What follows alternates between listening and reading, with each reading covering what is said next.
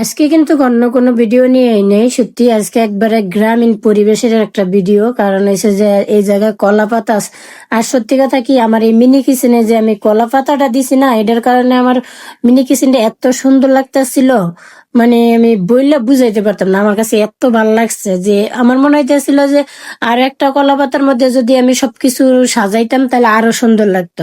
তো দেখি সামনের কোনো ভিডিওতে ওইভাবে দিয়ে কিরকম লাগে ওইটা আমি আরেকটা ভিডিওতে দিব আর কি। তো প্রথমে আমি বাইং মাছ দিয়ে দিলাম, সাথে বাইং মাছের ডিম হয়েছিল ওগুলো দিয়ে দিলাম, আর হচ্ছে কিছু পেঁয়াজ কুচি, কাঁচামরিচ, তারপরে সরিষা বাটা, তারপরে হচ্ছে যে যে শুকনো মরিচ বাটা, যে সাথে দিলাম এটা ঘি, একবারে খাঁটি ঘি, হাতে বানানো ঘি।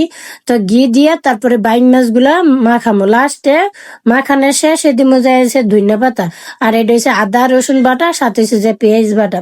তো সবকিছু দিয়ে এখন আমি একটু ভালো করে মিক্স করে নিবো। লবণও দিয়ে দিছি পরিমাণ মতো, ভিডিওটা ভালো করে খেয়াল করলে দেখবেন যে সবকিছু দিয়ে দিস। ওইরকম কোনো মশলা বেশি দিছি না।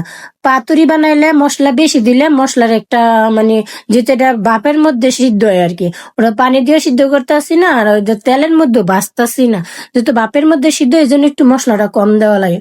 তো আমি ভালো করে মাখাই নিলাম। আর ধনিয়া পাতা দিয়ে বেশি মাখাইলে ধনিয়া পাতাটা কেমন একটা সিদ্ধ সিদ্ধ হয়ে যায়, এরকম লাগে আর কি। তা এটার মধ্যে আমি মাছের ডিমটাও দিয়ে দিলাম, বাইং মাছের ডিমটা এইটার মধ্যে বাস করতেছি, এটার মধ্যে বাইং মাছের ডিমটাও দিয়ে দিছি।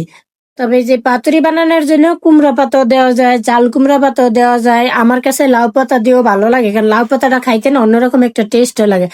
যাই হোক, একটা তো পেছানো হয়ে গেছে, আর অল্প পরিমাণে আছে কিছু, তো ওইটা আবার আরেকটা পাতার দিয়ে পেঁচাই নিবো। তবে আমি 2-3টা পাতা একটু বেশি করে দিই, কারণ লাউ পাতাটা ফালানি যায় না, লাউ পাতাটাও সুন্দর মতো খাওয়া যায়। আর লাউ পাতা এই মানে পাতুরির থেকে লাউ পাতাটাও খাইতে অনেকটা ভালো লাগে আর কি। আর তাছাড়া হচ্ছে এর মধ্যে আমি খাঁটি ঘি দিছি, খাঁটি ঘিয়ের কিন্তু ঘ্রাণ অন্যরকম। আপনি ঘি দিয়া পাতুরি করলে বাইং মাছ বা ইলিশ মাছ কিন্তু ঘি দিয়ে পাতুরি করলে অনেক টেস্ট লাগে। তারপরে হচ্ছে যে বাইং মাছও, এই দুইটা মাছ যদি ঘি দিয়ে পাতুরি করা হয়, সাথে সরিষা বাটা দেওয়া হয়, অন্যরকম একটা ফ্লেভার আসে। তো এই যে আমি একটু 2-1টা পাতা মানে একটু বেশি দিছি, কারণ এই কারণে আমি মানে সুতা দিয়ে বান্ধা লাগেনি। আর যদি আমি পাতাটা কম দিতাম তাহলে সুতা দিয়ে পেঁচাও, ওইটা আবার কেসি দিয়ে কাটো, অনেক ভেজাল। আর এখন কিন্তু আমার ওইরকম কোনো ভেজাল না, কারণ আমি যখন এগুলা চুলাতে বসাই দিই একটু সিদ্ধ হইলে মানে বাইং মাছের সাথে এটা মিশে যাইব। যাক, অল্প পরিমাণে আমি সয়াবিন তেল দিয়ে দিলাম, হালকা, একবারে হালকা সয়াবিন তেল দিয়ে দিয়েছি যাতে নিচে একবারে লাগিয়ে না যায়।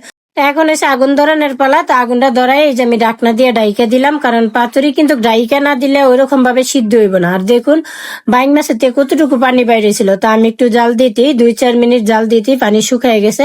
তা এখন একটু উল্টাই দেবো, উল্টাই দিলে ওই পিঠ কিন্তু নিচের পিঠটা হয়ে গেছে, এর দিক দিয়ে উল্টাই দিলি একদম হয়ে যাইব। উল্টাইয়া মানে একটু উল্টাইতে সতর্কে উল্টান লাগে, কারণ আমি তো এটার মধ্যে কোনো কিছু দিয়ে বাইদা দিছি না। যদি বাইদা দিতাম তাহলে উল্টাইতে ওইরকমই হইতো না। এখন যদি আমি একটু তাড়াহুড়া করে উল্টাই তাহলে দেখা যাইতেছে লাউ পাতাটা সরে যেতে পারে। আর আমার আম্মা যে চুলা বানাই দিছে, মানে আমার পুরো আগুন একবারে হাতের মধ্যে লাগিয়ে যায়, একটু বাতাস আসলে হাতের মধ্যে লাগিয়ে যায়। এই জন্য আমি আম্মারে বলছি যে আবার চুলা বানাইলে যাতে আর একটু সুন্দর করে বানায়, যাতে মানে আগুনটা মুখ দিয়ে বাইরে না আসে। তো এই যে দেখুন আমার কিন্তু প্রায় মোটামুটি কিন্তু পাতুরি হয়ে গেছে। এই পিঠটা হালকা একটু অয়েলি হয়ে যাইব, পানিটা মোটামুটি শুকিয়ে গেছে। এই যে দেখুন কোনো পানি নেই, কোনো কিছু নেই, যেটুকু পানি মাছের থেকে বাইরে ছিল সব শুকিয়ে গেছে। তো এখন আমি নামাই নিবো, একবারে সুন্দর হয়ে গেছে ভাজা ভাজা। আর এই যে দেখুন কত কালারটাও কত সুন্দর হয়েছে। আমি কিন্তু হলুদও বেশি দিছি না, কোনো কিছু বেশি দিছি না, একবারে পরিমাণ মতো দিছি। আর কি সুন্দর মশলা দিলে সিদ্ধ হয়েছে।